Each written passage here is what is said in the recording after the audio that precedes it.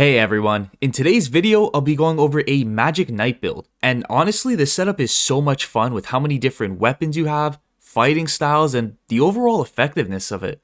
Trust me, you'll be using this build for quite some time. Don't forget to subscribe for more weekly content. I also have a Discord setup for anyone looking for more people to play with. The link to that and other Elden Ring related videos will be in the description down below. Alright guys, let's dive into the build starting off with the weapons, and we got quite a few to get through. Don't worry though, I'm going to explain how to use everything. So for the first weapon, we're using the Sword of Night and Flame. A lot of people just use this for its special attack, and honestly I can see why. Your character either shoots a full-on laser beam at whoever you're targeting with, I want to say short to medium range, so it's not a sniper with its range, but with its damage though, it packs quite a punch. The other special attack isn't too important for us, but there are a few times it comes in clutch for dealing with large groups of enemies or really mobile bosses that love to jump around for some reason. Your character swings his sword in the air before doing a slicing motion to send out a wide area of effect fire attack. The damage on it's not too bad, but the other special attacks, Laser Beam, is going to be the main one we want to use. Honestly, these attacks devour your mana bar, so using the CARIAN FILIGREED crest is going to lower the cost of mana consumption from these attacks by 25%. It's also going to help out a lot with some other things I'll get into shortly. And the last thing I want to mention with this sword is its basic attacks can actually do a decent amount of damage. Like yeah, it's no colossal sword or great sword, but it swings much faster and it can reach a total of 780 attack power for a straight sword. So that's pretty nice, I'll say. Especially with its cracked out special attack. Now this is where things start to get more interesting, cause in our offhand we have two weapons we can very easily swap around to change up our playstyle with. Well, one of them isn't a weapon, it's actually a dragon tower shield. This thing's absolutely fantastic, blocking 100% of physical damage, having a guard boost of 77 which reduces the amount of stamina it costs to block attacks, and it's, I would say pretty fair stat requirements. With the Ash of War, you'll want to use no skill cause there's nothing that's going to beat our sword's laser beam, it's just too good. The way we use this is really simple. Just block and counterattack enemies until they die from sheer damage, or their guard gets broken and you shove a laser beam down their throat. This is one of the many ways of fighting with this build. More defensive and counterattacking for your damage against regular enemies. When you're using the shield, it only makes sense to pair it with the Great Shield Talisman, so we lose even less stamina when we're blocking attacks.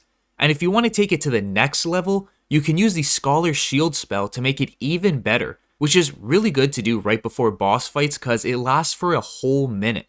More than enough time to take down whoever, and yes, there are more spells with this build as well. It covers everything. Alright, that's enough of the defensive stuff. Now let's move on to the second weapon in our offhand, the longsword. And if it's not obvious, dual wielding straight swords is going to give us a ton of damage to throw out. Basically the opposite of the shield. Less defense, more offense. So you're going to have to look for openings by dodging attacks so you can unleash a flurry of your own attacks. We're also going to use the magic variation cause it is a magic build after all. I mean, using a second Sword of Night and Flame in our offhand would be better, but it's just a lot less work to get a longsword, even though it does do a bit less damage. We're also going to want to use the Magic Scorpion Charm to add another 12% damage to all of our attacks, cause it increases our magic damage after all.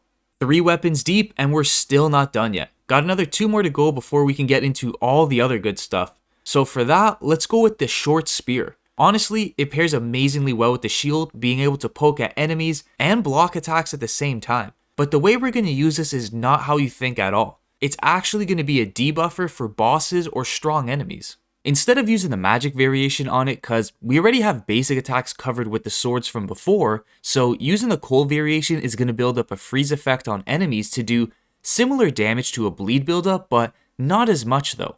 And it also makes an enemy take an additional 20% increased damage for 30 seconds, so you can kind of see where we're going with this. Safely poke at bosses with your spear behind your shield until a freeze buildup happens. Then jump back and start sending laser beams in his direction with the Sword of Night and Flame.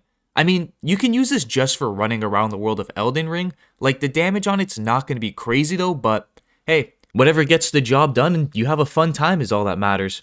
And to make this a lot easier as well, if you don't want to get up close to the boss or strong enemies, use the Ice Spear Ash of War on it. Honestly, it's stupidly strong, spammable, got decent range, and places a freeze effect on enemies pretty quickly and easily. So it's definitely the best Ash of War for this. And one last thing about the spear, the reason I went with it is because it's the lightest spear in the game. Since we're not depending on it for its physical damage and because we have so many weapons to use, it just saves some levels in endurance at the end.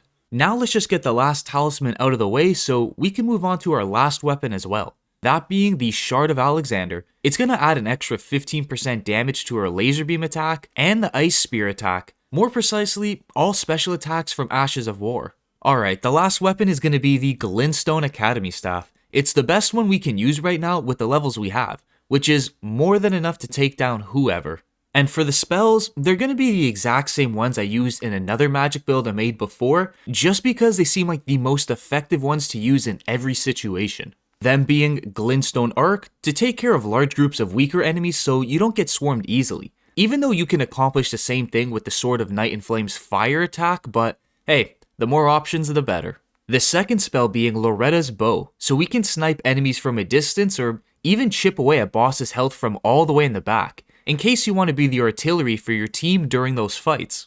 The next spell, COMET, which is pretty much the same thing as LORETTA'S Bow, except it's going to do more damage, cost less mana, and take less time to charge up for the exchange of shorter range. It's a pretty solid spell with its damage for medium ranged fights. And the last spell, AZUR's COMET, which is what we can use against bosses at the beginning of the fights to melt them down really quickly, or at least get off a crazy amount of damage. I wouldn't recommend using this spell for anything else, just cause the Sword of Night and Flame does the same attack with less range, less mana consumption, and more burst damage.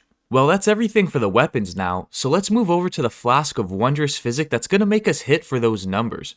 The best two tiers for this is the Magic-Shrouding tier that'll increase all of our magic damage by 20%, and the Cerulean Hidden tier that makes spells and Ashes of War cost no mana at all for 15 seconds. So this is going to be really good to use with AZUR's COMET against bosses or when you're about to spam spells on a boss.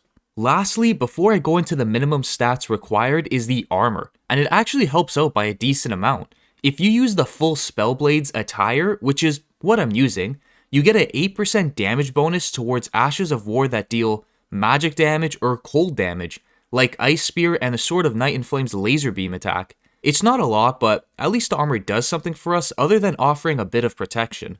Now for the minimum stats required. You'll need at least 30 strength, 12 dex, 60 intelligence, and 24 faith to use all the weapons, shields, and spells effectively. Surprisingly, you'll also be able to fast roll with everything on. This was all perfectly calculated, so I hope you like it.